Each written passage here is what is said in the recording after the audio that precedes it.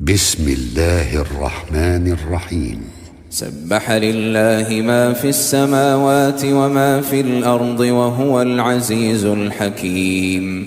هو الذي أخرج الذين كفروا من أهل الكتاب من ديارهم لأول الحشر ما ظننتم أن يخرجوا وظنوا أنهم مانعتهم حصونهم من الله فأتاهم الله من حيث لم يحتسبوا وقذف في قلوبهم الرعب يخربون بيوتهم بأيديهم وأيدي المؤمنين فاعتبروا يا أولي الأبصار. ولولا أن كتب الله عليهم الجلاء لعذبهم في الدنيا ولهم في الآخرة عذاب النار.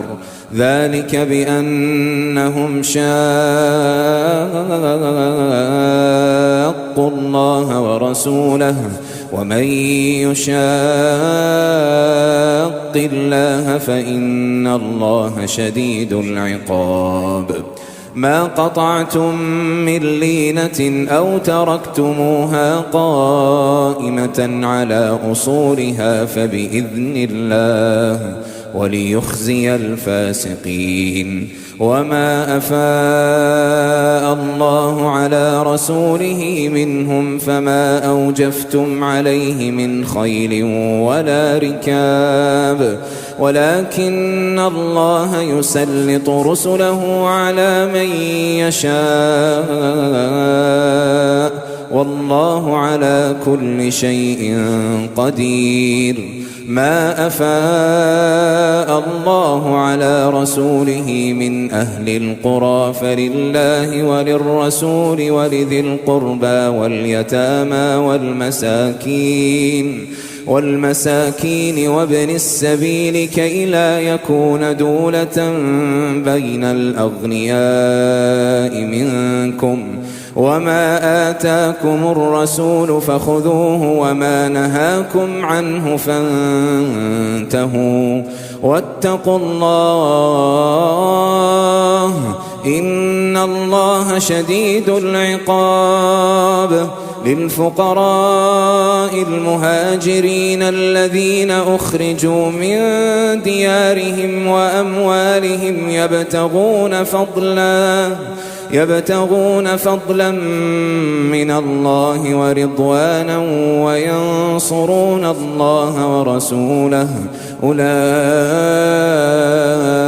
هم الصادقون. والذين تبوأوا الدار والإيمان من قبلهم يحبون من هاجر إليهم ولا يجدون في صدورهم حاجة مما أوتوا ويؤثرون على أنفسهم ولو كان بهم خصاصة ومن يوق شح نفسه فأولئك هم المفلحون. والذين جاءوا من بعدهم يقولون ربنا اغفر لنا ولإخواننا الذين سبقونا بالإيمان ولا تجعل في قلوبنا غلا للذين آمنوا ربنا إنك رؤوف رحيم. ألم تر إلى الذين نافقوا يقولون لإخوانهم الذين كفروا من أهل الكتاب لئن أخرجتم لنخرجن معكم ولا نطيع فيكم أحدا أبدا وإن قوتلتم لننصرنكم والله يشهد إنهم لكاذبون. لئن أخرجوا لا يخرجون معهم ولئن قوتلوا لا ينصرونهم ولئن نصروهم ليولن الأدبار ثم لا ينصرون. لأنتم أشد رهبة في صدورهم من الله ذلك بأنهم قوم لا يفقهون.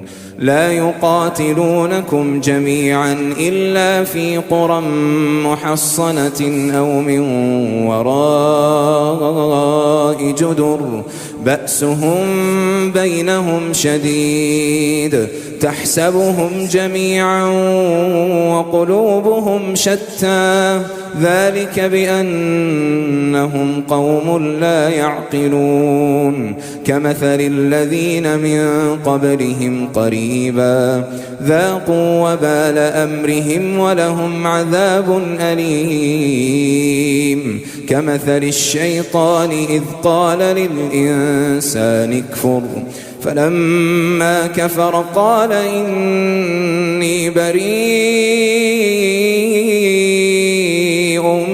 منك إني أخاف الله رب العالمين فكان عاقبتهما أنهما في النار خالدين فيها وذلك جزاء الظالمين يا أيها الذين آمنوا اتقوا الله ولتنظر نفس ما قدمت لغد واتقوا الله إن الله خبير بما تعملون ولا تكونوا كالذين نسوا الله فأنساهم أنفسهم أولئك